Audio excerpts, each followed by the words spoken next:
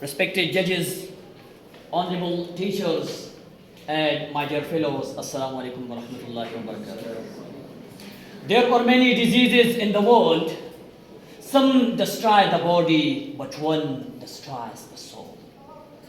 It spreads quietly, it kills slowly, and it leaves behind a nation that has lost its sense of right and wrong.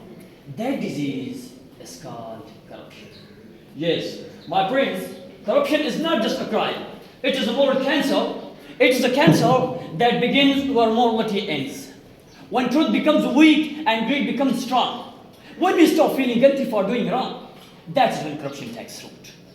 Morality is the light of the human soul. It teaches us honesty, justice, compassion, and fairness. But corruption blows out that light. It blinds us until lying feels pure, cheating feels normal, and dishonesty becomes a way of life. We often think corruption only happens in office and in politics. No, it begins much earlier. It begins when a student cheats in an exam.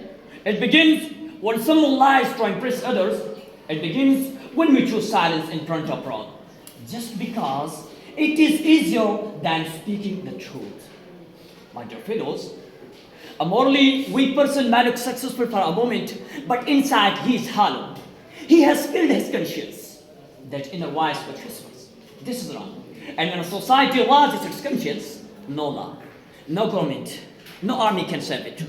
Look at our beloved Pakistan, rich in talent, rich in fat, rich in dreams, and yet struggling, not because we lack resources, but because moral corruption has eaten our honesty, our justice, and our humanity. But there is still hope, because morality can be rebuilt. One person, one heart, one honest act at a time. Every time you choose truth or lies, honesty or greed, and fairness or selfishness, you heal a part of this nation.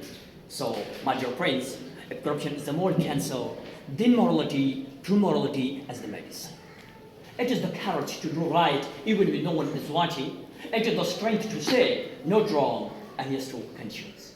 Let's be the generation that brings back morality in our homes, in our schools, in our hearts, because as long as the morality lives, hope lives, and where hope lives, corruption dies. Thank you. Wassalam.